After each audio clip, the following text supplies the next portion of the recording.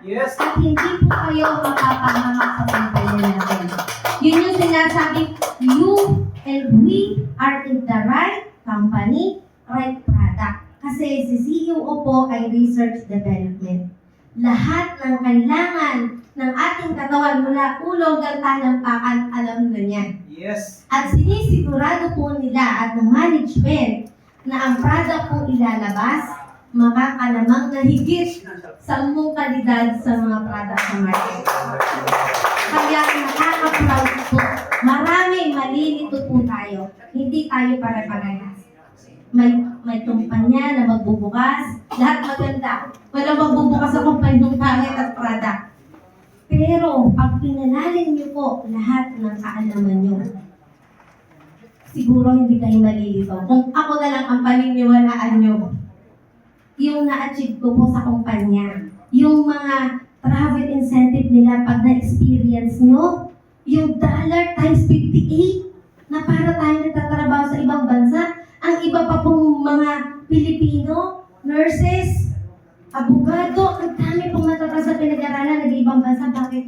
Mga engineers, kasi hindi sila satisfied sa sweldo. Pero pag kinapalan natin ang mukha, kasi marami sa Pilipino na yung magbenta-benta.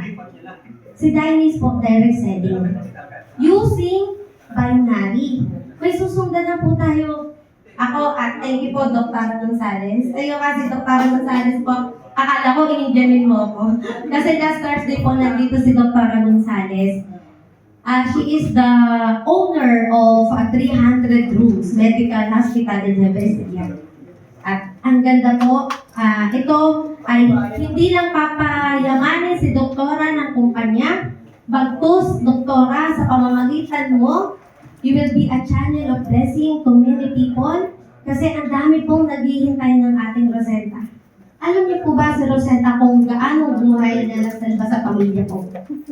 Ano po ngayon, August? August po last year. Ang father ko po, akala namin mamamatay na.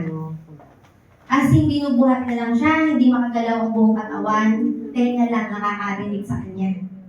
Akala po namin iiwanan na kami. Kasi nag-aral po ako ng assistant nurse. Hindi lang po namin kaya noon na maging nurse ako kasi mahal. So may knowledge ako pagdating sa vital signs.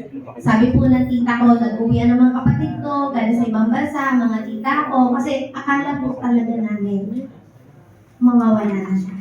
Ang inaasahan ko na lang at ang aking pag-asa, yung vital sign, kinukuha ko yung respiratory niya. Naghihit pa siya sa kanyang minimum pulse rate. So, sabi ko, hindi pa ito bibigay.